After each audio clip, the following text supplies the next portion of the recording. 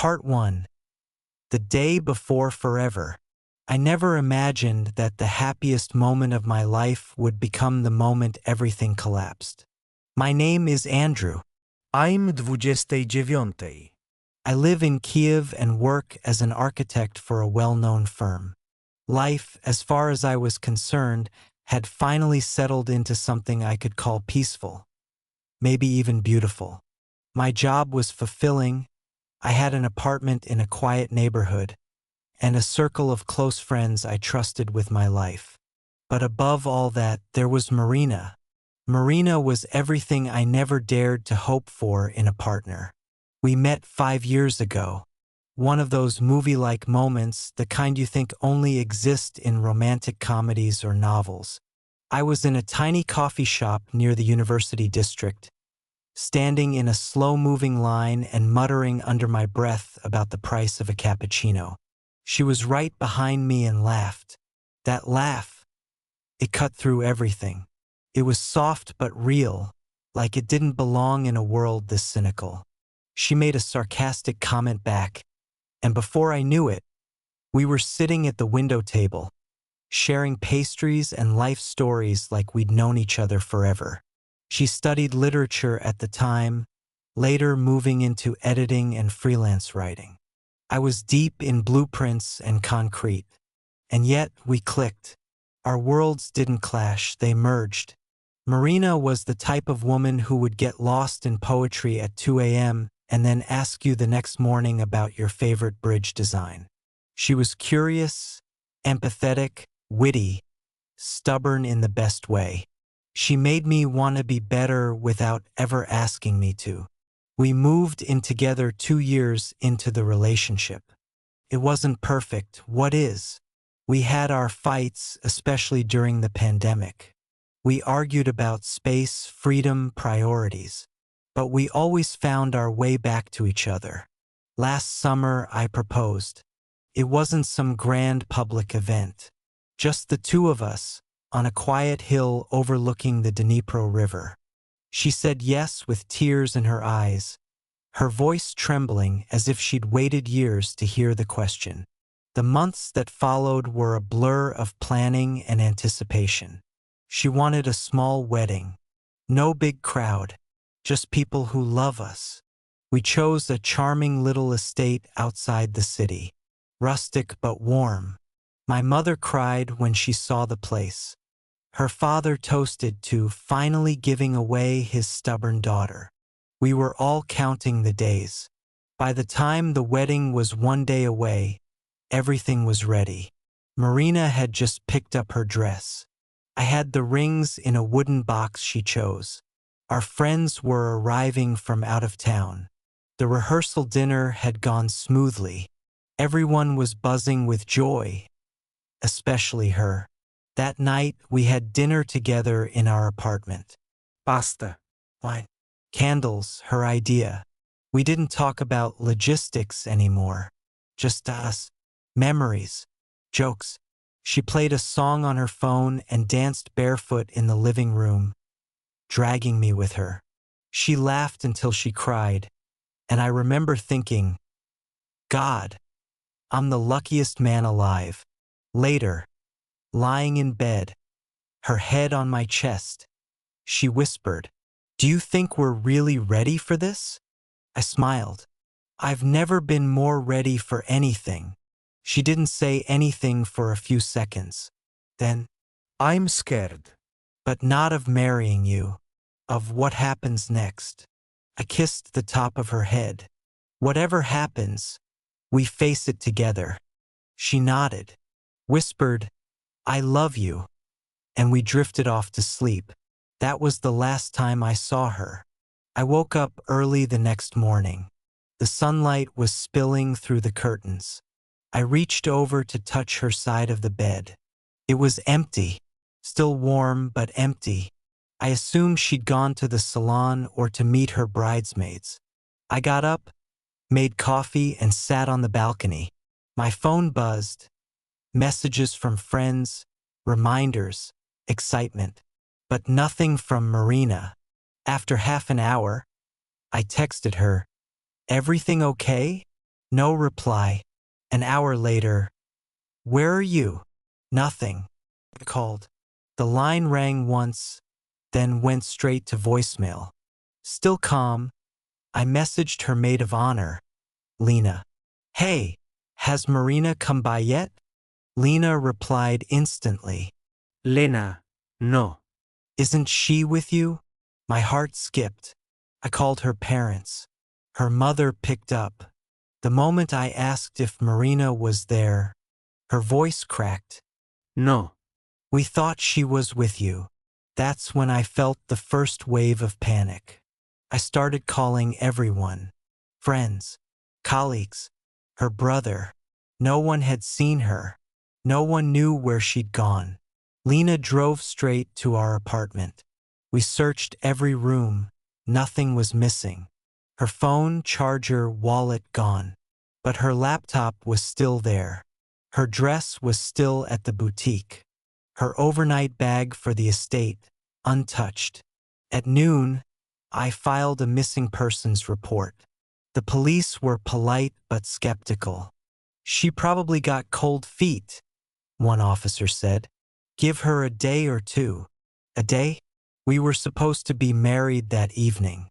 Guests started calling, confused. The venue manager asked what time to expect us. My mother was crying. Marina's father looked ready to punch something. And I didn't know what to feel. Anger? Fear? Betrayal? Couldn't eat. Couldn't sit still. I kept walking through the apartment like a ghost, expecting her to appear in the hallway with some ridiculous explanation. I replayed our last night together in my mind, again and again, looking for signs. Was she distant? No. Was she hiding something? If she was damn good at it. That night, I lay in bed, still in my suit trousers, staring at the ceiling. Her perfume was still on the pillow. The apartment was silent, but my mind was screaming. Couldn't sleep. The next morning came, then the next. No calls, no messages. Her phone was still off, her social media untouched. The wedding was canceled, flowers thrown away, cake delivered to a shelter. Her dress left hanging in the boutique's window like a ghost of a life that never happened. On the third day, a letter arrived. No return address, just my name. I stared at it for a long time before I opened it. Inside was a single handwritten note, and as I read the words, my hands began to shake. I'm sorry, Andrew. I couldn't go through with it. There are things you don't know about me, things I've kept from you for a reason. I wish I could have told you earlier, but I was scared. I thought if I just loved you hard enough, it would all go away. But the past doesn't disappear, and neither do secrets. Please don't try to find me. This is the only way I can protect you. M. That was it. No explanation. No clue. Nothing. My fiancé disappeared the day before our wedding, and now I knew just enough to understand. She wasn't kidnapped. She left, on purpose, but I still didn't know the most important thing. Part 2. The letter with no return. I read that letter so many times I memorized every loop in her handwriting, every space between the lines, and yet it made no sense. Marina didn't just leave me. She left with intent. She'd planned it, hidden it, all while holding my hand and promising forever.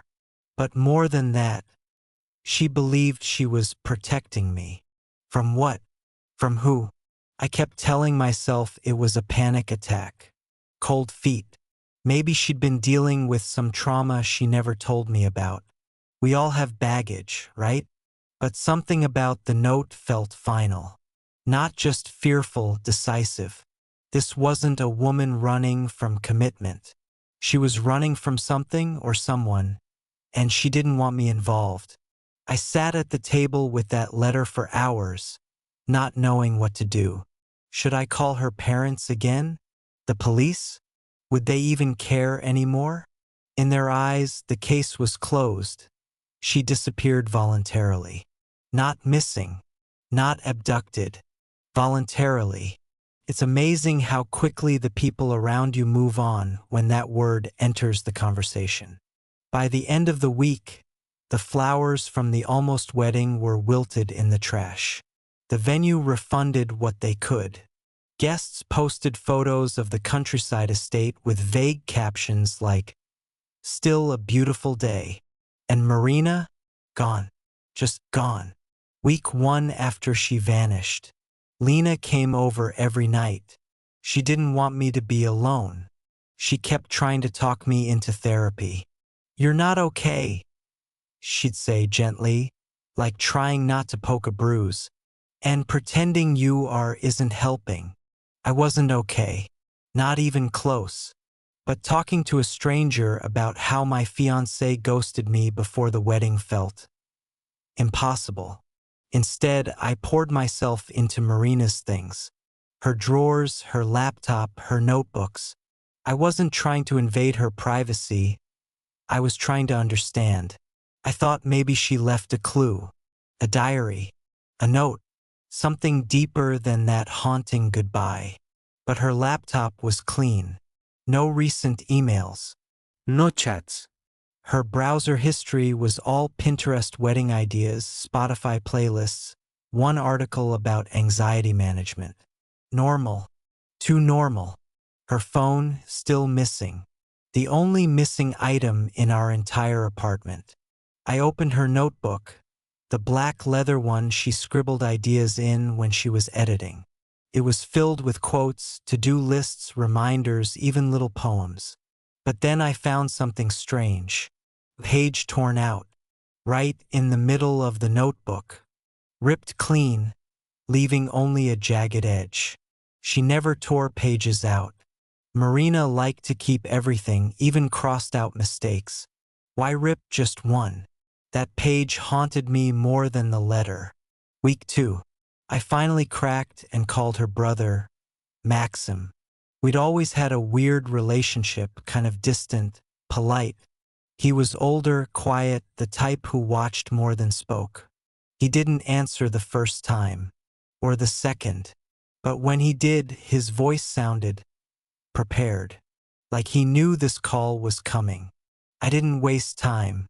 "Do you know where Marina is?" A pause. No. "Do you know why she left?" Longer pause. "She didn't tell me anything." "Come on, Maxim. I'm not a cop. I'm not her parent. I'm the guy she was about to marry. Don't I deserve to know?" There was a sigh on the other end. "She's been dealing with something for a long time." "What kind of something?" "She didn't want you involved." "Maxim, please. I'm not the one to tell you." I'm sorry. Click. He hung up. I threw my phone across the room. That night, I finally gave in and logged into one of those old shared cloud folders we had, the one we used during our trip to Spain. Most of the photos were from Granada and Barcelona. Beach days, rooftop shots, sunsets, kisses. But buried in a subfolder labeled Drafts, I found a video. It was old, over a year, but it hadn't been there before, or if it had, I'd missed it. I opened it. The screen was dark at first. Then Marina's face appeared, grainy, like she was recording from her laptop at night. Her eyes were puffy. She looked like she'd been crying. She hesitated, then spoke. "If you're watching this, I guess I never told you. I'm sorry, Andrew. There are things about me I never wanted to share. Not because I didn't trust you, but because I didn't want to ruin what we had. I thought I could bury it, pretend it never happened, build a new life with you and leave the past where it belongs. But it followed me. It always does." She looks down, rubs her forehead. "If anything ever happens to me, if I disappear, it's not your fault. It's mine. I made choices years ago I thought I could escape. I was wrong. Please, don't try to find me. Don't dig. You're better off not knowing. The video ended there. No explanation. No answers. Just more questions. Week 3, the photo. I barely left the apartment. I wasn't eating, wasn't sleeping. Then Lena came by again, this time with a folder in her hand. I wasn't going to show you this, she said, but I think you deserve to see it. It was a manila envelope. Inside, 5 printed photos. One of them was Marina, but not the Marina I knew. She looked younger, maybe early 20s, different hairstyle, heavier eyeliner, and standing beside her, a man I didn't recognize. Late 30s, sharp suit, cold expression. In one of the photos, he had his hand on the small of her back. In another, they were kissing. Couldn't breathe. What the hell is this? Lena looked uncomfortable. I don't know everything, but a few years before she met you, Marina was involved with someone dangerous. Dangerous how? He was older, powerful, and not a good man. Who is he? I don't know his name. She never told me. Just said he was part of something she couldn't talk about. Why are you telling me this now? Because I think he's the reason she left. That night I couldn't sleep. Again, I stared at the photo of Marina and the man, studied every detail. His watch, the pattern on the wallpaper behind them, anything I could use to trace him. I started digging. Deep. I pulled up every contact I had. Friends in IT, freelance investigators, even a cousin who worked for a private security firm. I asked them all the same question. Can you find someone from a photo? Most of them said no. One said maybe. I sent the photo. Days passed. Then I got a call from a burner number. A voice I didn't recognize said, "Stop looking. You won't like what you find." Click. It was no longer just a missing person case. It was a warning, and yet couldn't stop, because someone had taken Marina away from me, or maybe she ran. But either way, I needed the truth, and something told me that truth was uglier than I ever imagined. Part 3. Buried Truths. The day I got that call, the voice telling me to stop, something shifted in me. It wasn't just grief anymore.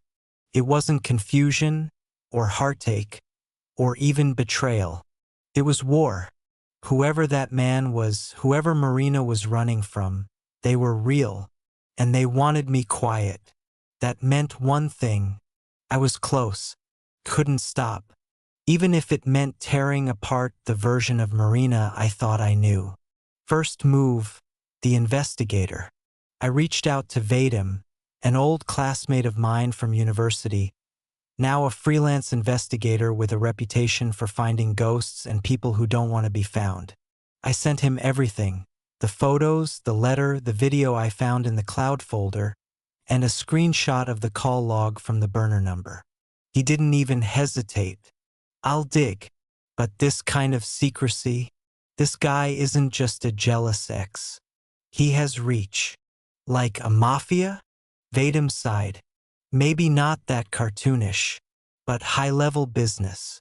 Dirty politicians. Old KGB networks. You'd be surprised what still runs under the radar here. Should I stop? He laughed. You already kicked the hornet's nest, Andrew. Might as well figure out what's buzzing. Discovery 1, the man's name. 3 days later, Vadim called me. I got a name. My heart stopped. His name is Dmytro Kovalchuk. Owns a string of companies across Europe, mostly real estate and consulting. But behind that, he runs private security contracts off the record. He has government connections, rumored involvement in high-level financial crime, even trafficking. Trafficking? I can't confirm it, but the circles he runs in? Nothing's off limits. I felt my stomach turn. And Marina was with him? For almost 3 years. That was a punch I wasn't ready for. He continued. She was 21 when they met. He was 38. She was working freelance translations online. One day he shows up in her inbox, offers her a private client editing job. The rest is a blur. She never told me any of this. She probably didn't think she could. These kinds of men don't just let go. And she did leave him. I went silent. You okay? Vadim asked. I don't know. The journal. That night, I tore through our apartment again. I was convinced she had to leave something else behind. Then I remembered the ripped-out page from her leather notebook. It had bugged me for weeks. I grabbed the notebook and held it up to the light, looking at the edges. She'd ripped it carefully, but there were tiny pen impressions on the next page. Faint ghosts of whatever had been written on the missing one. I grabbed a pencil, rubbed lightly across the page, and slowly words appeared. I saw him again. He was standing by the cafe, watching. I can't breathe when I see him. I feel like I'm 22 again and drowning in a lie.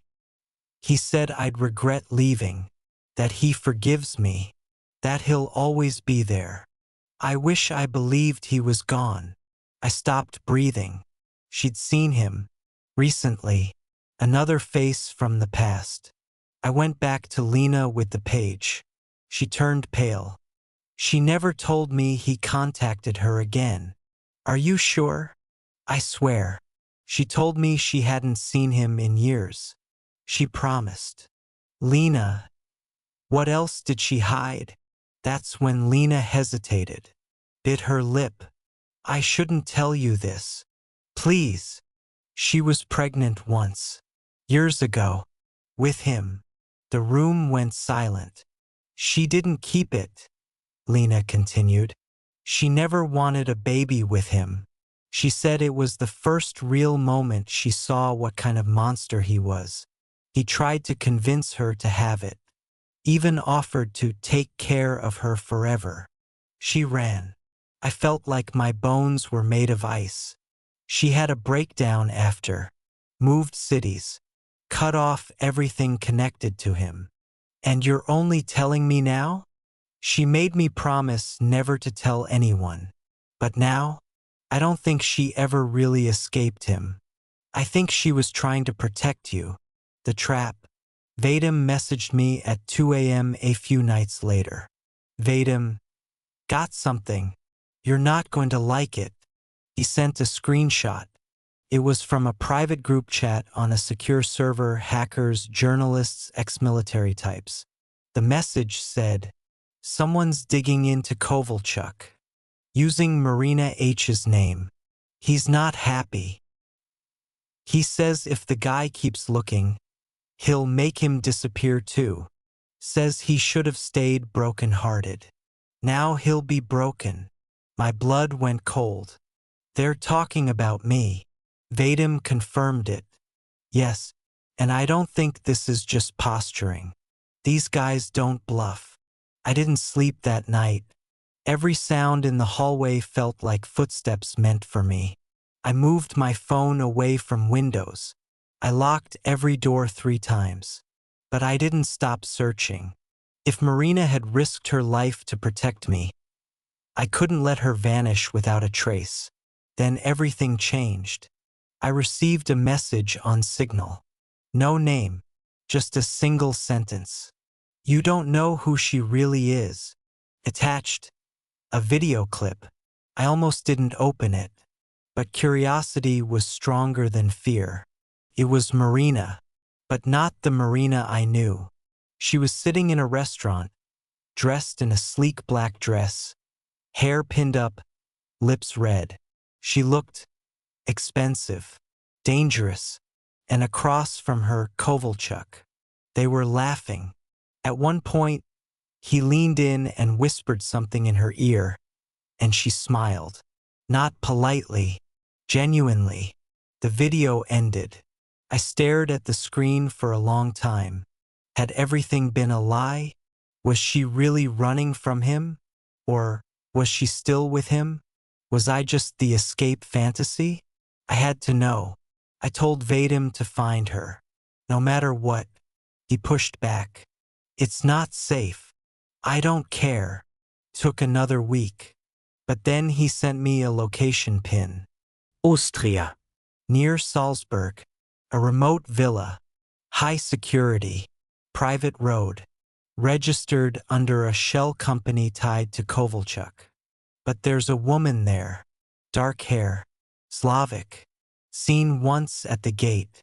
Matches Marina's build. My heart raced. She's alive. I think so. Then I'm going. The plan. Vadim gave me everything I needed. Aliases, burner phone, fake travel itinerary.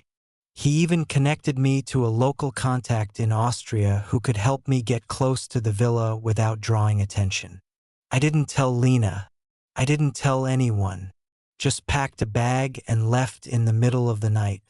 It was the most reckless thing I've ever done. But I had to see her. Had to know. Austria.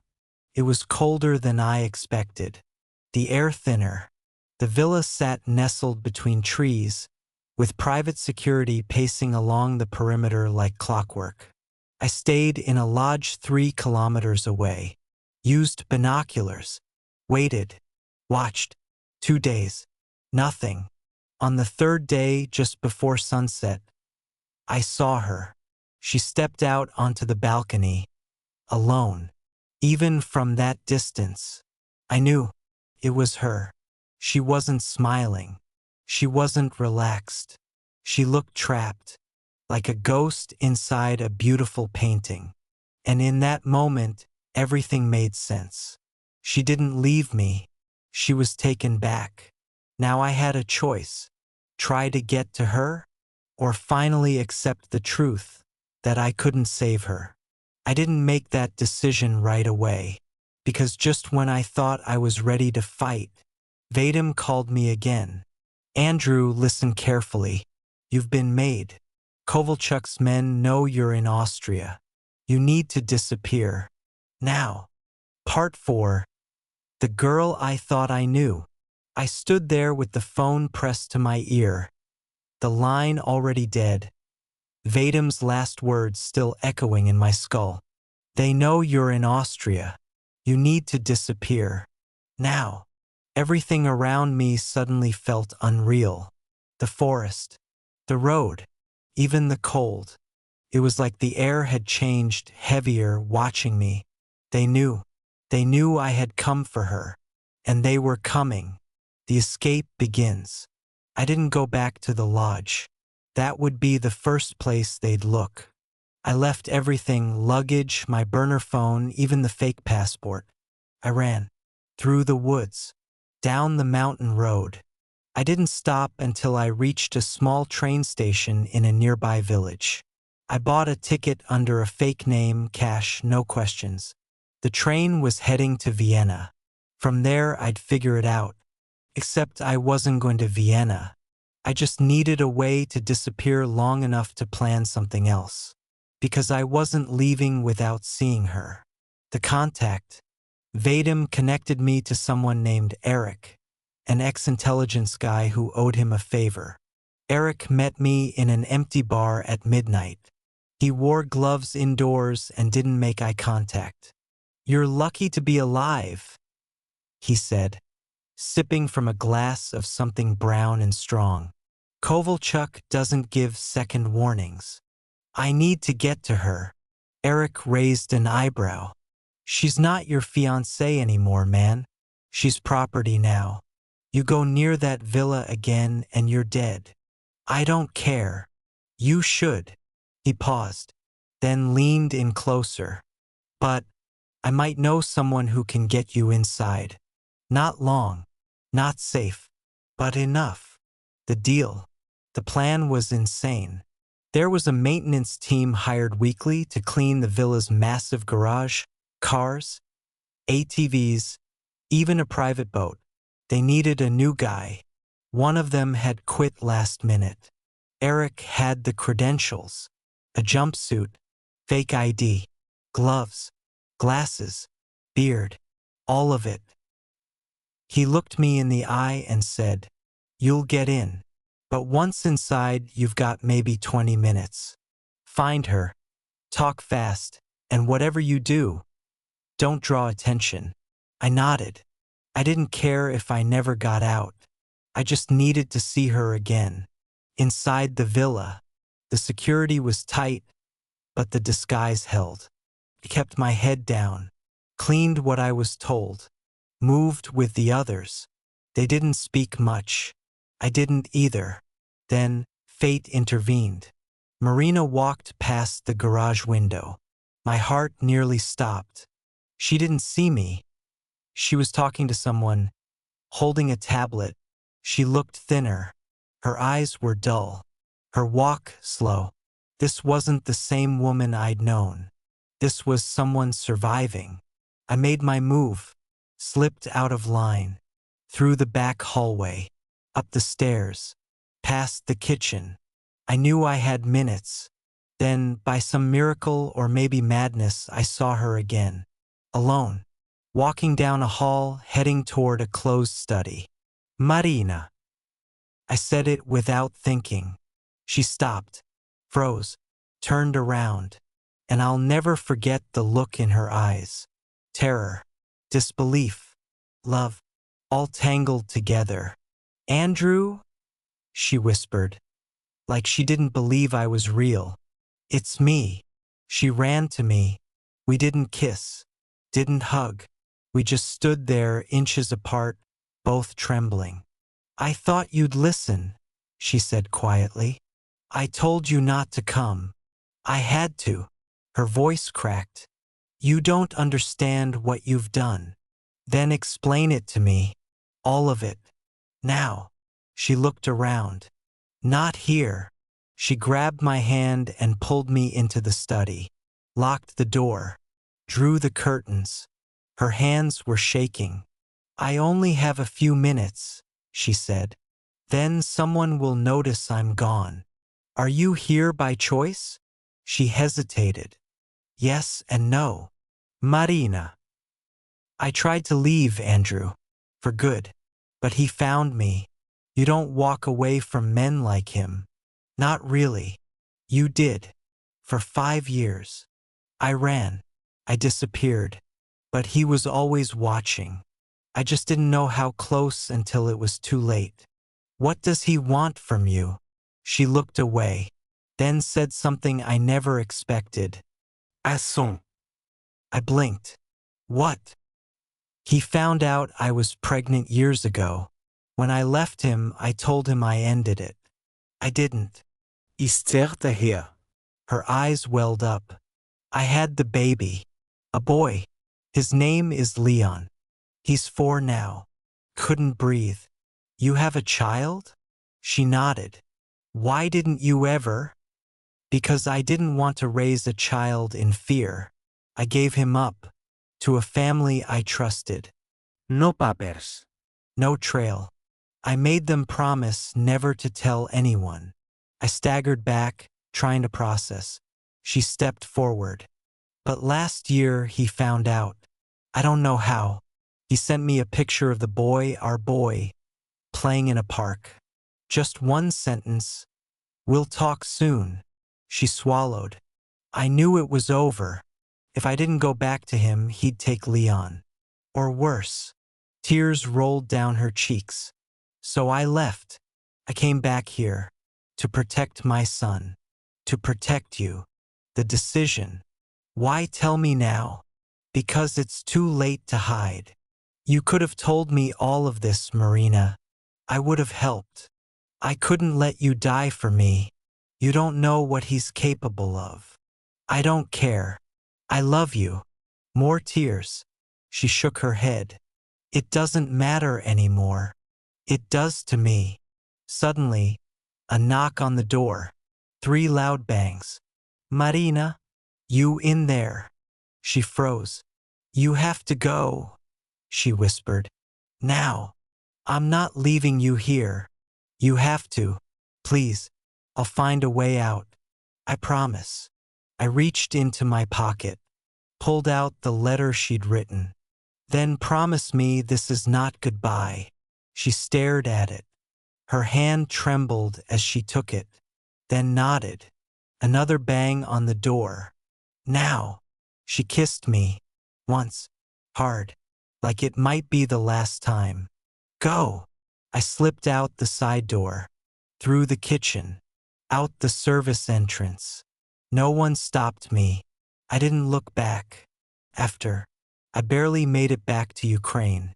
I lived underground for 2 weeks. Changed phones. Changed locations. Vadim helped. Eric disappeared. Then one day, an unmarked envelope arrived at my door. Inside a photo. Marina standing next to a boy. Black curls. Blue eyes. Her eyes. They were smiling. The photo was taken in Spain. A note on the back. He'll never find us again. Thank you for saving me even when I didn't ask you to. I'll always love you. M. The end?